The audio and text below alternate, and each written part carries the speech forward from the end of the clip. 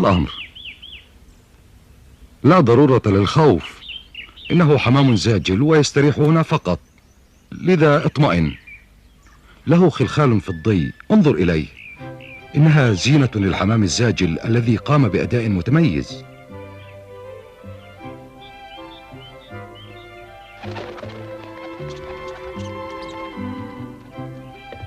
حسنا ثعلوب، سأحكي لك حكاية عن سهم اليوم. سهم كان ذكر حمام زاجل رائع.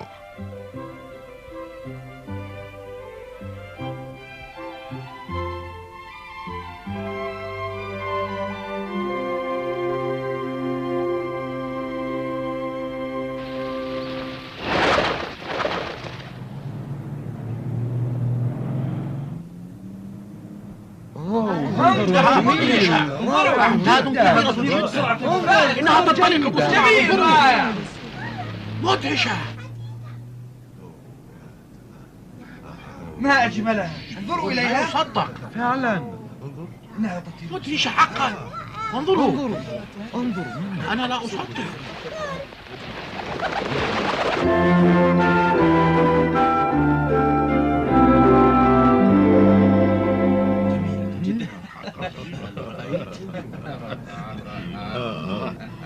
منظر رائع. انظروا إنها عائدة. أوه، ترى أيها تصل أولا. هيا نرى. هناك أكثر من 40 منها.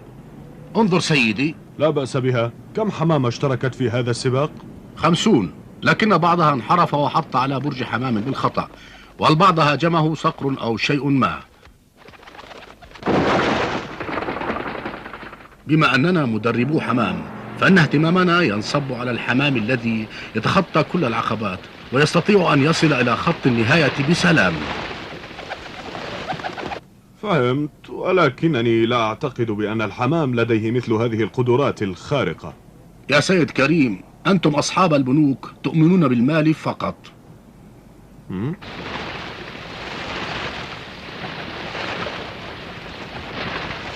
انظر هناك، انظروا إليها، جميلة جميلة جدا.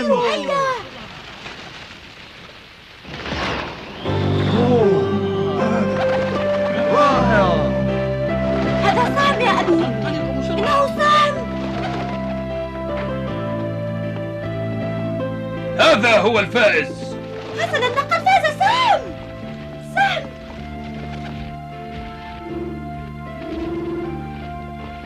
سهم عمره 3 أشهر، وهذا هو السباق الأول وقد فاز به.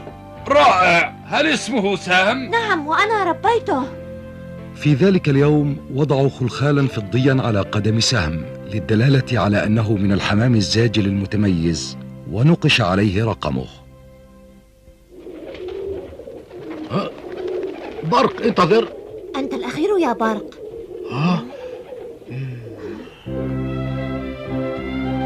استمر بلال ورائد بتدريب الحمام حتى بعد السباق.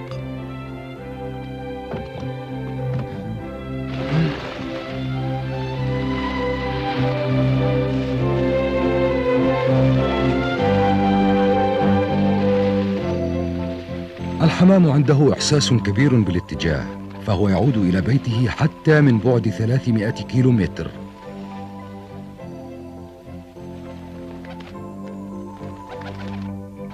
وبعد تدريب إضافي بإمكانه الطيران مسافة أكبر.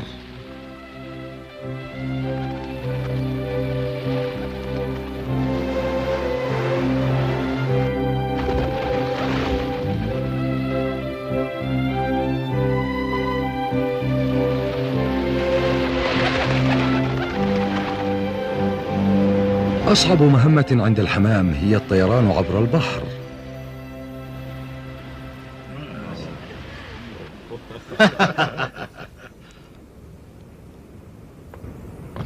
بلال أخذ معه سهم وبرق وشعاع على متن السفينة لأجل التدريب في البحر.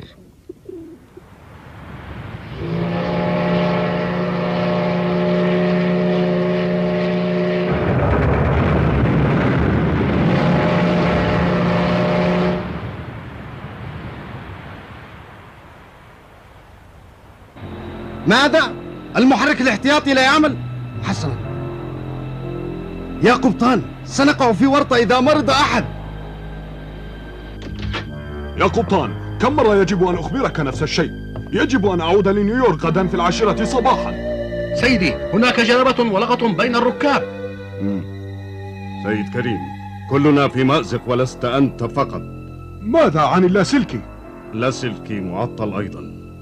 أرجوك افعل شيئا حيال ذلك. مصرفي سيفلس إذا لم أوقع العقد غدا. قبطان، الحمام. لما لا نطلق الحمام؟ الحمام؟ هل في السفينة حمام؟ نعم، هناك قليل من الحمام بمهمة تدريبية. رائع.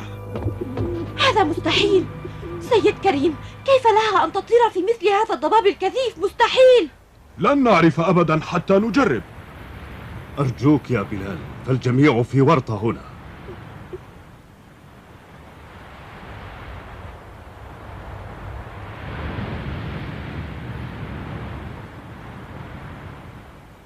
حسنا، سهم وبرق وشعاع أمامكم مهمة الآن.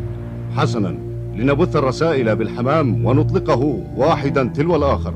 شعاع، أنت أولا.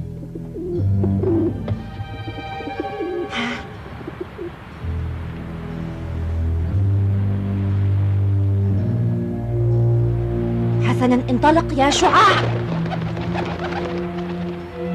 أطلقت الحمائم في السماء واحدة كل 30 دقيقة. حظا سعيدا يا برق. هناك شيء واحد يعطل حاسة الاتجاه لدى الحمام، إنه الخوف. ما به؟ لما عاد ثانية؟ إنه خائف، لا فائدة منه.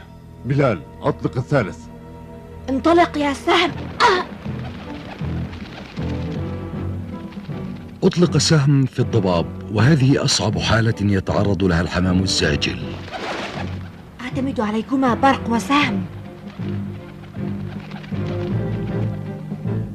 لا الذاكرة ولا الرؤية ساعدتهما، لكن ذكرى الحمام الزاجل تابعا الطيران.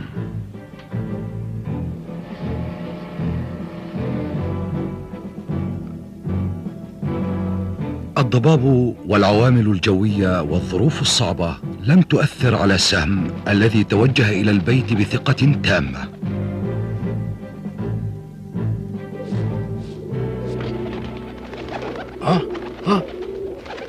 سام، عدت بسرعة.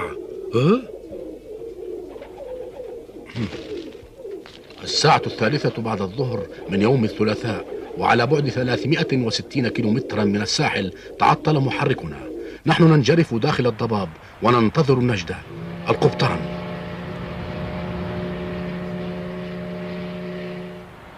تم تنظيم فريق إنقاذ على الفور، وأنقذ الركاب وطاقم السفينة بعد فترة قصيرة، وتمكن كريم من توقيع العقد وحال دون إفلاس مصرفه. لذا قرر إقامة حفلة ليعبر عن امتنانه لبلال وحمامه. سمعت بأن سهم وصل خلال 4 ساعات ونصف. رقم قياسي. سهم بطل. لا، فهو ليس الوحيد.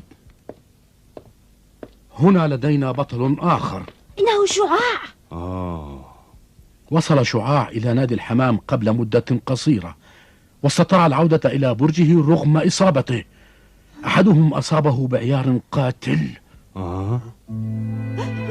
مات شعاع. مات، وسنعرف من أطلق عليه النار لاحقا. لكن لو عرفنا الجاني فإن شعاع لن يعود للحياة.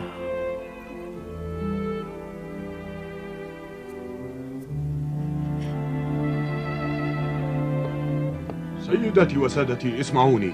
سأنقل هذا الخبر المؤسف لجمعية حماية الحياة البرية بكل مكان، وسنقترح قانون حماية الحمام الزاجل حتى لا يطلق أحد المهووسين النار بعد الآن على الحمام البريء دون السبب. شكرا، وأظن أنني أسأت فهمك في السابق. يا رائد، ما كنت لأعرف روعة الحمام لولا إنجاز السهم الرائع وتضحية شعاع. سيد كريم،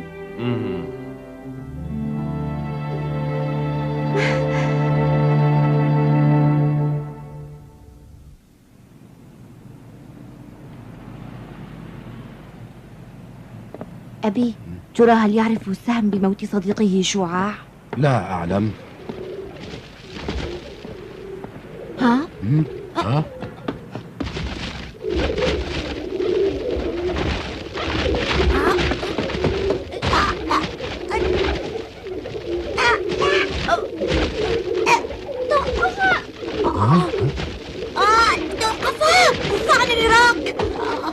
ماذا دهاك يا برق؟ هل تغار من إنجاز سهم ونجاحه الكبير؟ لا أعتقد ذلك. أظن السبب هديل. سهم، أنت... اسمع، لنضع سهم وهديل معا وسنجد رفيقة لبرق. ما رأيك بهذه الفكرة؟ هذا يناسب سهم.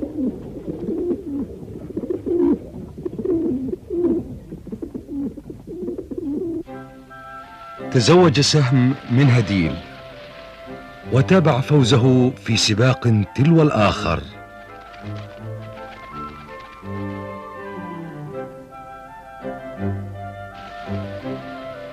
انتصارات سهم سجلت على جناحه الأيمن. استطاع السهم قطع 16 كيلومترا خلال 8 دقائق، كما استطاع قطع المسافة بين نيويورك وبوسطن في 4 ساعات فقط. وأخيرا حل يوم الاحتفال الكبير الذي انتظره بلال وسهم طويلا. إنه سباق شيكاغو نيويورك للحمام.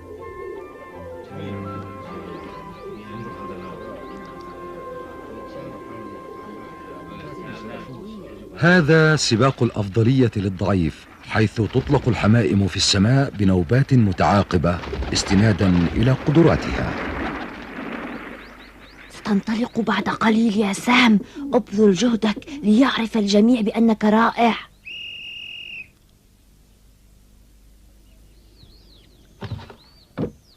استعداد 30 ثانية للانطلاق. حظا سعيدا يا سهم. 10 ثوان. 5 4 3 2 1 انطلق. انطلق سريعا يا سهم.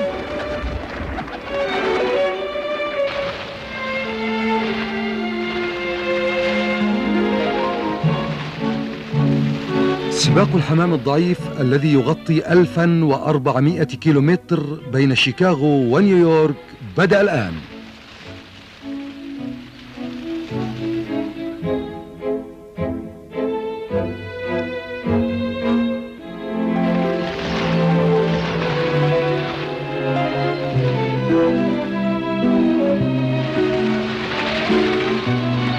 أثناء السباق تستريح بعض الحمامات، بينما حمام آخر يشرب الماء ليطفئ ظمأه.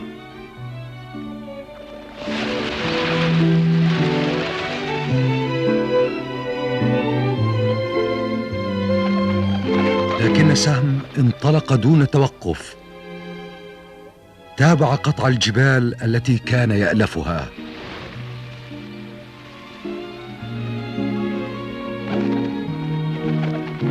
أحس سهم بالعطش بعد قطعه 960 كيلومترا.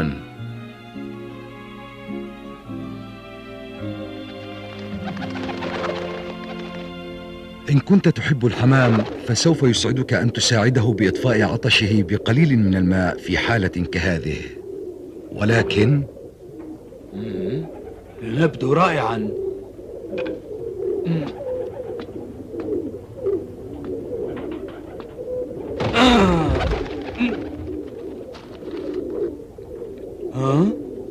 ماذا؟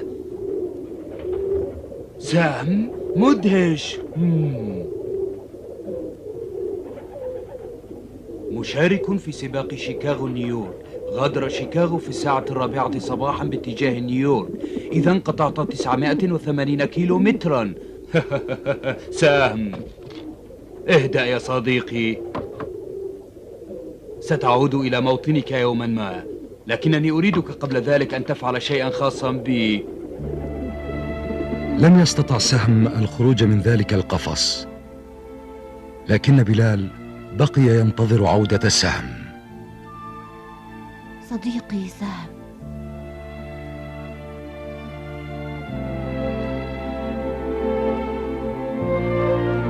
والآن ما رأيك بهذه الزوجة الجديدة؟ وضع الرجل حمامة تلو الأخرى مع سهم ليحصل على فراخ من سلالته.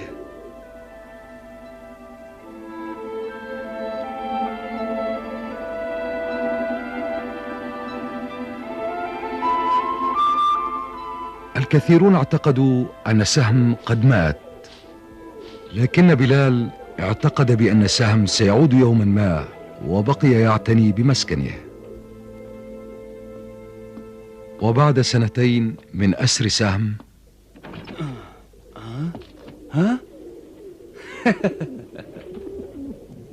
وأخيرا أحب سهم حمامة.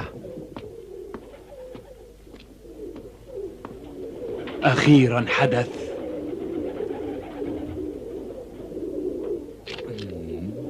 كان الرجل متلهفا للحصول على فراخ حمام زاجل مثل سهم، لكن سهم لم يتردد لحظة وانطلق كالرصاصة حالما فتح الباب.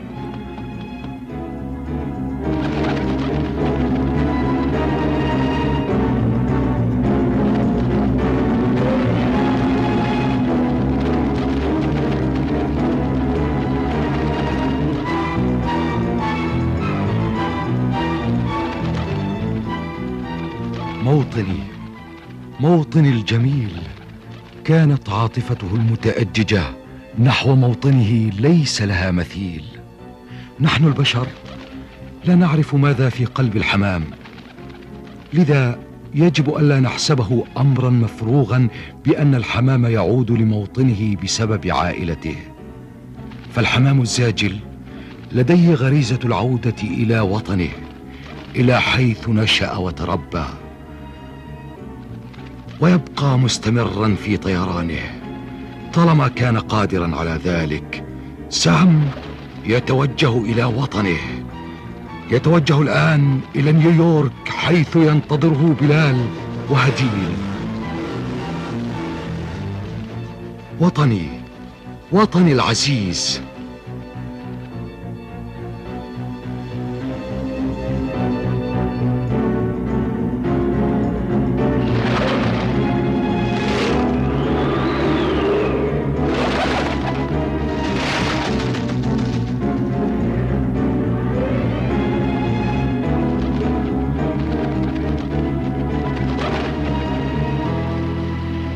لا يا سهم، لا تحلق على ارتفاع منخفض. هل نسيت أمر الصيادين؟ هذا تحليق منخفض يا سهم، منخفض جدا.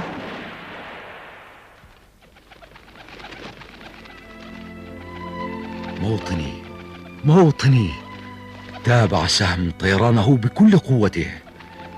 كان جناح سهم المصاب يفقده قوته، لكن ارتباط سهم بموطنه كان قويا.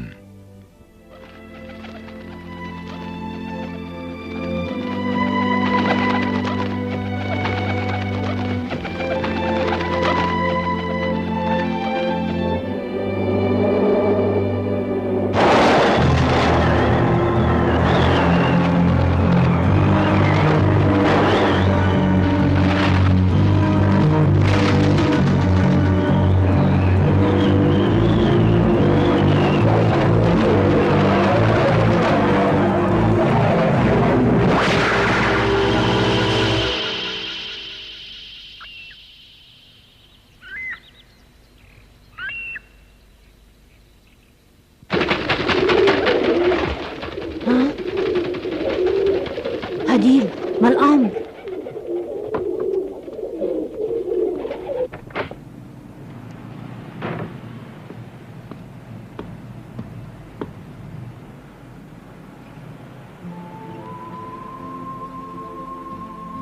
عزيزي سهم،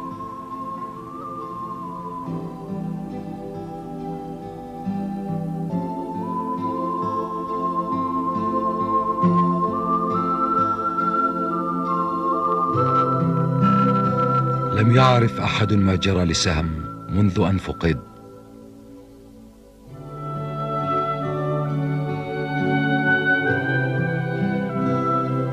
وأخيرا انتقم الناس من الصقور المفترسة، وكان في عش الصقور خاتم فضة، الخلخال الذي يوضع على قدم الحمام الزاجل، إنه خلخال سهم. السلام عليكم. لا تنسوا الإعجاب بالفيديو والاشتراك في القناة تشجيعا لنا لنستمر بنشر المزيد إن شاء الله.